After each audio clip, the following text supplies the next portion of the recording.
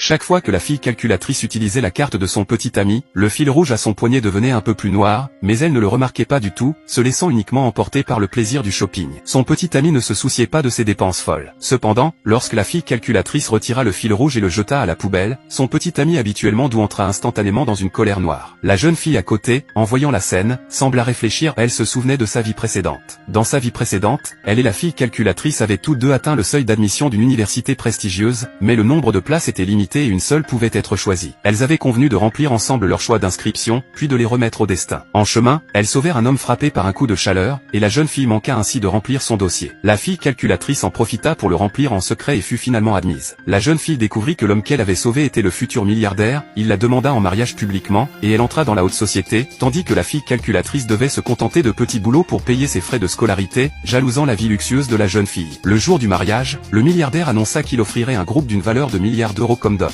Dans le public, la fille calculatrice, jalouse, perdit le contrôle, mais personne ne remarqua le visage pâle de la jeune fille et le fil rouge de son poignet qui s'assombrissait progressivement. Le milliardaire regardait sa montre, semblant attendre un moment crucial. La fille calculatrice s'avança, la jeune fille, pensant participer à la cérémonie, fut soudainement blessée et tomba. La jeune fille mourut, le milliardaire paniqua, regardant sa montre et répétant, il ne manquait qu'un peu. Le fil rouge était presque complètement noir. Furieux, le milliardaire finit par punir la fille calculatrice, et les deux moururent le même jour. À ce moment-là, le temps se retourna, et la jeune fille renaquit au moment où elle allait acheter de l'eau. Elle découvrit que l'homme frappé par un coup de chaleur réapparaissait, mais cette fois, la fille calculatrice avait changé, elle saisit la bouteille d'eau minérale la plus chère pour sauver l'homme et dit à la jeune fille, toi, va remplir ton dossier d'inscription, je m'occupe du futur milliardaire. La jeune fille comprit que la fille calculatrice avait aussi été réincarnée. Ses camarades furent surprises de ce changement, habituellement méchante et acide, elle laissait cette fois la place pour l'université. La jeune fille sut intérieurement que la fille calculatrice avait simplement l'intention de se marier dans la haute société. Quelques jours plus tard, lors d'une réunion entre camarades, la fille calculatrice portait des marques de luxe, commandait des plats coûteux et du vin rouge à 100 000 €, et se vantait que l'homme qu'elle avait sauvé était le milliardaire. La jeune fille remarqua le fil rouge à son poignet mais ignora la fanfaronnade, mettant la fille calculatrice dans l'embarras. La fille calculatrice se moqua de la jeune fille en disant que même si elle était admise dans une université prestigieuse, elle pourrait ne pas gagner autant qu'une gouvernante, ce qui provoqua la défense de la jeune fille par ses camarades. Sentant qu'elle ne correspondait pas à ce rassemblement de bas niveau, la fille calculatrice partit avec dédain, déclarant qu'elle allait à un dîner de haute société. 2 jours plus tard, l'école remit officiellement à la jeune fille sa lettre d'admission pour l'université prestigieuse. Les médias étaient présents. Ce qui aurait dû être son moment de gloire fut interrompu par la fille calculatrice réincarnée, venue se vanter. La jeune fille savait que c'était le jour où le futur milliardaire l'avait demandé en mariage dans sa vie précédente, et que la fille calculatrice voulait visiblement saboter son interview. Le directeur réprimanda la fille calculatrice, mais elle déclara qu'elle allait se retirer de l'école. Lorsque les agents de sécurité tentèrent de l'escorter, elle leur donna une gifle, affirmant qu'elle allait devenir l'épouse du futur milliardaire. Tout le monde doutait de son origine, mais elle affirma que ses